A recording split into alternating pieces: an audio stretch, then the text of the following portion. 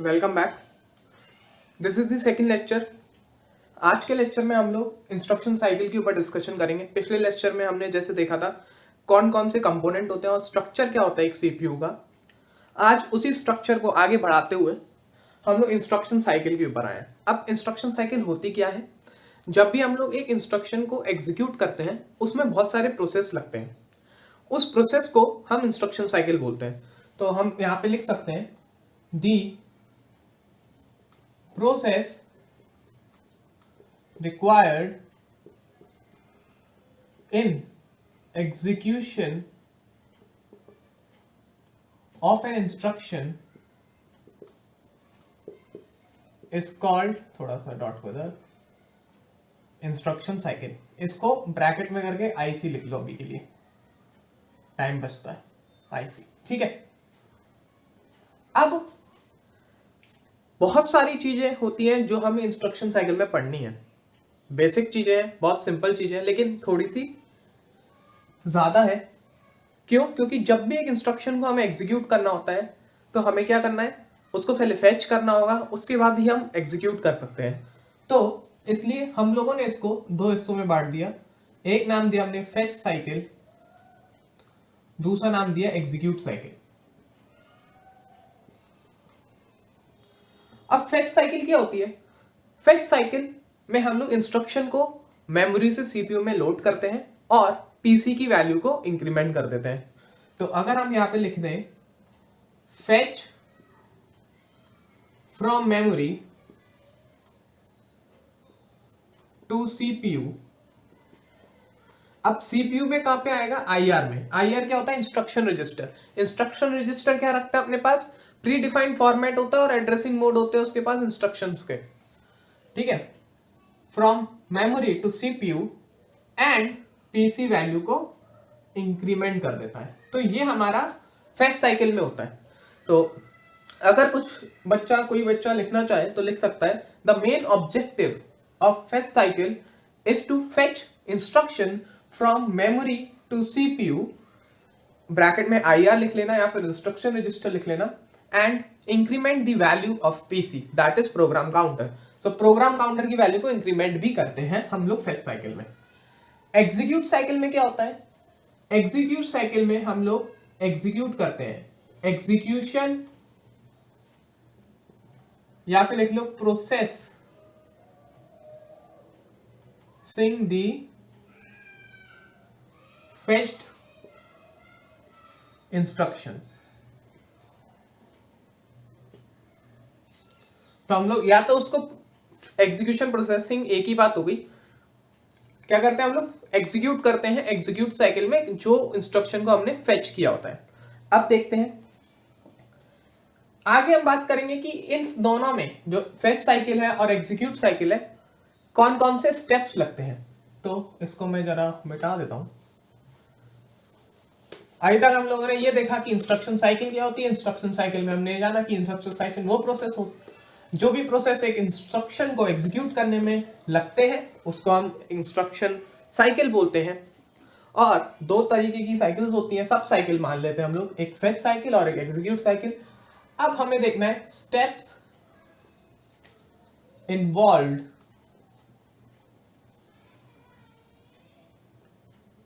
In IC. जो हमारे steps हैं एग्जीक्यूशन और इंस्ट्रक्शन साइकिल में कौन कौन से हैं। तो सबसे पहला स्टेप होता है आईएसी। आईएसी माने instruction address calculation. Instruction address calculation,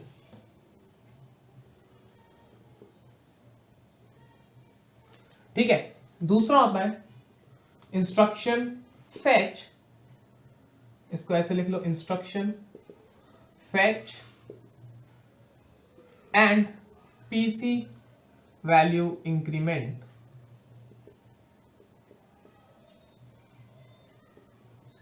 थोड़ा टेढ़ा चला गया वो, उसकी कोई दिक्कत नहीं होनी चाहिए, दिख रहा होगा सबको।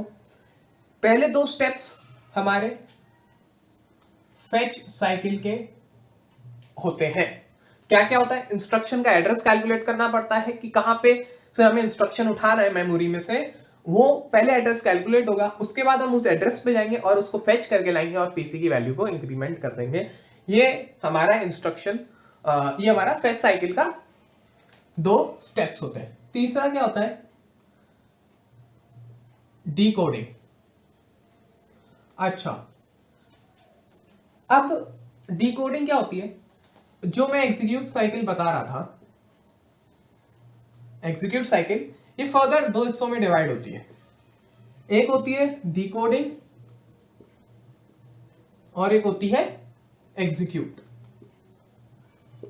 ठीक है, अब हम इसको ये भी बोल सकते हैं कि सिर्फ एग्जीक्यूट साइकिल है, लेकिन एक्चुअली में ये 2 काम करती है। एक तो डिकोडिंग का काम करती है और एग्जीक्यूशन का भी काम करती है। डिकोडिंग में क्या होता है? ये आपके इंस्ट्रक्शन को डिकोड करती है। किसको डिकोड करती है? इंस्ट्रक्शन को, जिससे कि हमें पता चल जाता है कि ऑपरेंड किस एड्रेसिंग मोड पे काम कर रहे हैं, और फिर हम लोग ऑपरेंड का एड्रेस कैलकुलेट कर सकते हैं। फिर हम ऑपरेंड को मेमोरी से उठा के ला सकते हैं। तो हमारे को डिकोडिंग से पता चल जाता है कि ऑप कोड्स कितने हैं, एड्रेसिंग मोड क्या है, प्रोसेसिंग कौन सा ऑपरेशन चलाना है, ऑपरेशन टू बी परफॉर्म्ड, ये सब हमें सब पता चल जाता है डिकोड करते समय। ठीक है, तो एग्जीक्यूट साइकिल को हमने 2 हिस्सों में बांटा, डिकोडिंग और एग्जीक्यूट। डिकोडिंग में हमें पता चल जाता है कि ऑपकोड क्या है, कितने ऑपकोड हैं, क्या एड्रेसिंग मोड यूज हो रहा है, कौन सा ऑपरेशन है, ये सब हमको डिकोडिंग में पता चल जाता है। और एग्जीक्यूट में हम उन ऑपरेंड्स पे जो हम फेच करके लाए मेमोरी से, उस पे काम कर सकते हैं। डिकोडिंग, इसको आप ऐसे ब्रैकेट में लिख सकते हो, एनालिसिस ऑफ इंस्ट्रक्शन, जो भी फेच इंस्ट्रक्शन, ये इंस्ट्रक्शन कौन सा है? Fetched instruction. ठीक है, उसके बाद क्या होता है? ऑपरेंड का एड्रेस कैलकुलेट होता है, ओएसी। यहां पे आईएसी था, यहां पे ओएसी, ऑपरेंड एड्रेस कैलकुलेशन। ठीक है, फिर 5th नंबर पे होता है ऑपरेंड फेच। ऑपरेंड को हम लोग फेच करके लाते हैं। 6th नंबर पे हम लोग करते हैं डेटा प्रोसेसिंग। यहां पे क्या होता है? आपका ऑपरेशन परफॉर्म हो रहा है, ऐड है, मूव है, जो भी है, ऑपरेशन परफॉर्म। और 7 होता है स्टोरिंग। यहां पे हमारा क्या होता है? रिजल्ट को स्टोर किया जाता है। तो हमारे 7 स्टेप्स इन्वॉल्व होते हैं जब भी हम लोग इंस्ट्रक्शन साइकिल की बात करते हैं। पहले के 2 स्टेप फेच साइकिल में लगते हैं और आखिरी के 5 स्टेप हमारे एग्जीक्यूट साइकिल में लगते हैं। और हमने ये देखा कि IAC instruction address calculation, if instruction fetch and PC increment होता है, डिकोडिंग में एनालिसिस ऑफ फेच्ड इंस्ट्रक्शन होता है, ओएसी में ऑपरेंड एड्रेस कैलकुलेशन होता है, ओएफ में ऑपरेंड फेच होता है, डेटा प्रोसेसिंग में हमारा ऑपरेशन परफॉर्म होता है, और स्टोरिंग में हम लोग रिजल्ट स्टोर करते हैं। तो ये बात थी हमारी इंस्ट्रक्शन साइकिल की। ठीक है, अब हमें इन्हीं 2 में फेच साइकिल और एग्जीक्यूट साइकिल दोनों को समझना भी पड़ेगा। अब क्यों समझना पड़ता है इन दोनों को? ये बहुत ही ज्यादा इंपॉर्टेंट है। क्यों इंपॉर्टेंट है? क्योंकि हमें पता चल जाता है कि कंप्यूटर काम कैसे कर रहा है। एक इंस्ट्रक्शन को अगर आपने ये देख लिया अपनी आंखों से, या फिर ये इमेजिन कर लिया कि आप एक इंस्ट्रक्शन को फेच कैसे कर रहे हैं, तो आपने कंप्यूटर को समझना शुरू कर दिया है। और लड़कियों को समझना आसान हो सकता है, लेकिन कंप्यूटर को समझना लड़कियों से भी मुश्किल है। ठीक है, तो इस पे ध्यान दीजिए। 2 साइकिल जो हमने डिस्कस करी है, फेच और एग्जीक्यूट। सबसे पहले हम लोग फेच साइकिल पे काम करेंगे। हमने फर्स्ट लेक्चर में एक डायग्राम बनाया था, जिसको हमने बोला था स्ट्रक्चर ऑफ अ कंप्यूटर, और वो कुछ इस तरीके था। ये हमारा कंट्रोल यूनिट, ये हमारा ALU अर्थमेटिक लॉजिकल यूनिट। इसमें हमारे पास क्या होता है? Instruction register. यहां पे हमारे पास प्रोग्राम काउंटर, यहां पे मेमोरी एड्रेस रजिस्टर, यहां पे मेमोरी बफर रजिस्टर, यहां पे एक्यूमुलेटर, यहां पे जनरल पर्पस रजिस्टर्स, GPR। ठीक है, अब क्या होता है, और यहां पे रहती है हमारी मेमोरीज।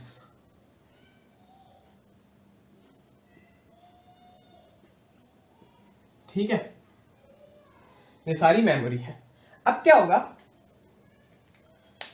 पीसी के पास एड्रेस होता है। कौन सा एड्रेस होता है? जो भी इंस्ट्रक्शन हमें एग्जीक्यूट करना है उसका एड्रेस पीसी के पास होगा। अब पीसी से हम लोग एड्रेस भेजते हैं एमएआर में। एमएआर के पास सारी मेमोरी एड्रेस लोकेशंस की इंफॉर्मेशन होती है।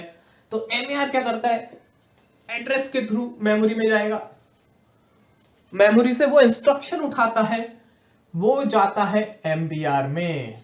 तो पहले हमने पीसी से एड्रेस उठाया, एमएआर को दिया, एमएआर को देने के बाद एमएआर ने अपनी मेमोरी जितनी भी लोकेशन, उसके पास जितनी भी मेमोरी एड्रेसेस थे, उससे देखा कि भाई कौन सी मेमोरी एड्रेस पे हमारा इंस्ट्रक्शन है, वो गया उधर, और फिर एमबीआर से फिर हमने मेमोरी से वो इंस्ट्रक्शन उठा के एमबीआर में डाल दिया। ठीक है, तो एमबीआर में डाला, तो एमबीआर में क्यों डाला? क्योंकि जो हमारा कंप्यूटर है, जो हमारा प्रोसेसर है, वो भाई बहुत ही सोच नहीं सकते इतनी ज्यादा स्पीड पे काम करता है। मिलियंस ऑफ इंस्ट्रक्शन पर सेकंड की स्पीड पे हमारा प्रोसेसर एक काम करता है, और उसी स्पीड को कोप अप करने के लिए अब आपने पहुंचा दिया एक इंस्ट्रक्शन। अब जरूरी तो नहीं है कि वो इंस्ट्रक्शन तभी एग्जीक्यूट हो जाए, क्योंकि जो इसके पास आ रहा है और जिस हिसाब से आपकी मेमोरी और जिस हिसाब से आपका प्रोसेसर काम करता है, वो बहुत डिफरेंट रेट पे काम करते हैं।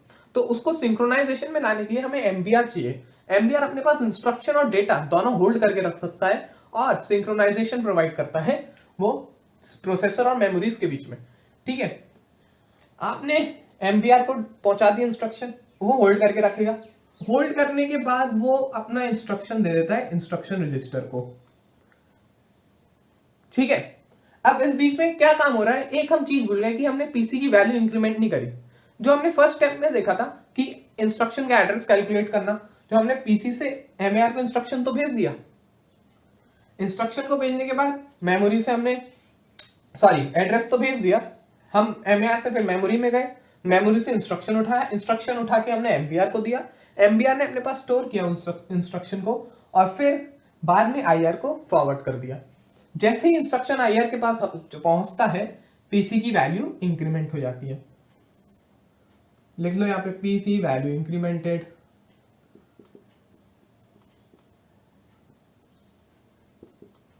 ठीक है, तो यहां से ऐसे हमारे 6 काम होते हैं, और फिर डेटा को बाद में जब प्रोसेस होगा तब हम लोग डेटा कर देंगे। ये अभी सिर्फ और सिर्फ पहले 2 स्टेप का काम कर रहे हैं। ठीक है, ये मत समझना कि आपने तो 7 स्टेप दिखाए थे, इसमें तो 6 ही है।